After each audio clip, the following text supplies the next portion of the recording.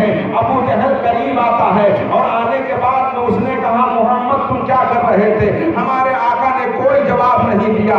یہ اس وقت کا معاملہ تھا کہ جب اللہ کے رسول صلی اللہ تعالیٰ علیہ وسلم کے چچا سید الشہداء حضرت امیر حمزہ رضی اللہ تعالیٰ عنہ ایمان نہیں لائے تھے. یہ اس وقت کا معاملہ تھا جب نبی نے کوئی جواب نہیں دیا.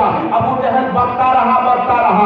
نبی خاموشی سے سنتے رہے. تھوڑی دیر کے بعد جب دیکھا کہ محمد نے کوئی جواب نہیں دیا, اس نے ہاتھ میں پتھر لیا اور پتھر لینے کے بعد سرکار کے چہرے پہ مارا. جیسے ہی پتھر کا لگنا تھا نبی کے چہرے میں چوٹ آتی ہے اور خون بہنے لگتا ہے. ہمارے آقا خون کو صاف کر رہے ہیں, پھر آواز نبوت نکلتی ہے. ابو جہل جتنی تکلیفیں دینی ہے دے لے, لیکن میں تبلیغ اسلام سے باز نہیں آنے والا ہوں. ایک دن اسلام کی آواز بلند ہو کے رہے گی. ایک دن اسلام کی آواز بلند ہو کے رہے گی. ابو جہل نے دیکھا کہ محمد کے سر میں چوٹ آئی ہے, خون بہ رہا ہے. اگر کسی قریشی خاندان والے کو معلوم ہو جائے گا تو ابھی جنگ چھڑ جائے گی. وہاں سے بھاگ کھڑا ہوتا ہے. یہ سارے مناظرے کو, یہ سارے منظر کو حضرت امیر حمزہ کی لوڈی خانے کعبہ کے دیوار سے لگی دیکھ رہی تھی. رسول اللہ گھر تشریف لے آتے ہیں اور وہ لوڈی جاتی ہے. جانے کے بعد میں اپنے مالکن سے سارے ماجرے کو بیان کر دیا.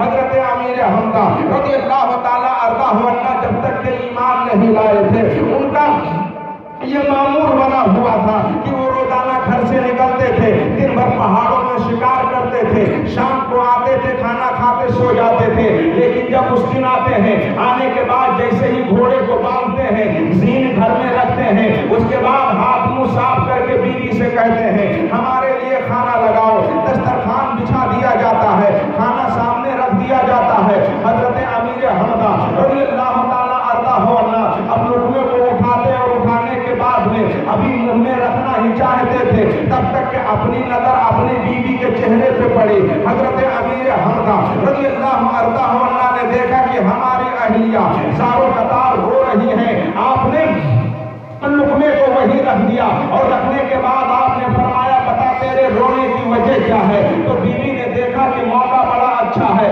کہا میرے سرتاج آپ کو اس سے کیا مطلب ہے, میں روؤں یا ہنسوں؟ تم دن بھر شکار کرو, کھانا کھاؤ, سو جاؤ, تمہیں اس سے کوئی واسطہ نہیں ہے. آپ نے قسم دیا, کہا تجھے میرے جان کی قسم ہے, تجھے بتانا پڑے گا. اب بیوی نے تانے پہ تانا دینا شروع کر دیا. کہا میرے شوہر نامدار آپ یہ بتائیں کیا محمد ہمارے بھتیجے ہیں کہ نہیں ہیں؟ کیا وہ ہمارے خاندان کے ہیں کہ نہیں ہیں؟ کہا بے شک وہ ہمارے بھتیجے ہیں, وہ ہمارے ہی خاندان کے ہیں. کہا ان کی رگوں میں ہمارا خون ہے کہ نہیں ہے؟ کہا بے شک ان کی رگوں میں ہمارا ہی خون دوڑ رہا ہے. اب کہا صاف صاف معاملہ کہو. ساری بات کو آپ کی بیوی نے بتا دیا. آپ نے کھانے کو وہیں چھوڑ دیا اور چھوڑنے کے بعد وہاں سے نکلتے ہیں. آپ نے کمان لیتے ہیں, سیدھے خانے کعبہ کے صحن میں آتے ہیں. وہاں دیکھا کہ ابو جہل بیٹھا ہوا ہے, اپنے گرگوں اور گنڈوں کے درمیان بڑی بڑی ڈھینگیں مار رہا ہے کہ ہم نے محمد کو مارا ہے, ہم نے انہیں تکلیف پہنچائی ہے. آپ پہنچتے ہیں, پہنچنے کے بعد اس کے کھوپڑی پہ وار کرتے ہیں, سر پھٹا, خون بہنے لگا, پھر آواز نکلتی ہے. آپ فرماتے ہیں کہ یہ مکے والے کان کھول کر کے سن لو, آج کے بعد اگر کوئی میرے بھتیجے کی طرف نگاہ اٹھائے گا تو ہم اس کی آنکھیں نکال لیں گے, اگر کوئی ہاتھ اٹھائے گا تو ہم اس کے ہاتھ کو کاٹ کے رکھ دیں گے. پھر اتنا کہنے کے بعد دل میں خیال آتا ہے کہ لاؤ جائیں دیکھیں محمد کو چھوڑ تو نہیں آئی ہے.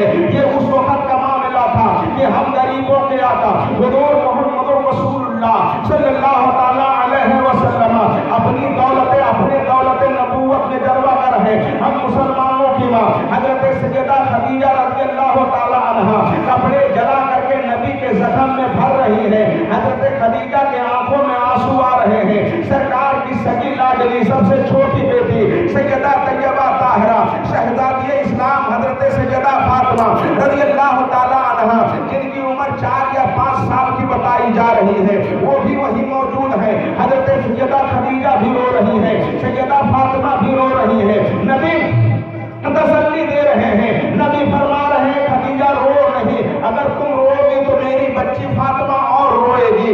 میں بھی اللہ کا نبی ہوں, ہر نبی کو ان کی امت نے ستایا ہے. یہ قوم ہمیں پہچانتی نہیں ہے,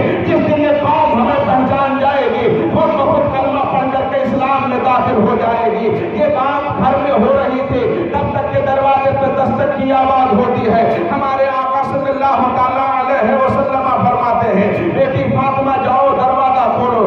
دیکھو کون آئے ہوئے ہیں. ننھے ننھے قدموں سے سیدہ فاطمہ رضی اللہ تعالیٰ عنہا جاتی ہیں اور جانے کے بعد دروازہ کھولتی ہیں. سامنے دیکھا کہ بابا جان امیر حمزہ کھڑے ہوئے ہیں. جیسے ہی امیر حمزہ کو دیکھا تو حضرت سیدہ فاطمہ اور رونا شروع کر دیتی ہیں. آپ نے چھپ کر کے حضرت سیدہ فاطمہ کو اٹھایا, سینے سے لگا لیا اور لگانے کے بعد اب ننھے ننھے قدموں سے آپ آہستہ آہستہ بڑھتے جا رہے ہیں, بڑھتے جا رہے ہیں. نگاہیں جھکی ہوئی ہیں, رسول اللہ کی بارگاہ میں پہنچتے ہیں اور اس کے بعد پھر عرض کرتے ہیں میرے بھتیجے مسکرا دیجئے, آپ کو میں خوش دیکھنا چاہتا ہوں. میں نے آپ کے خون کا بدلہ خون سے لے لیا ہے. میں نے بھی ابو جہل کو مارا ہے, میں نے بھی ابو جہل کو تکلیف پہنچائی ہے, میں نے بھی اسے تکلیف پہنچائی ہے. آپ ذرا مسکرا دیجئے. آواز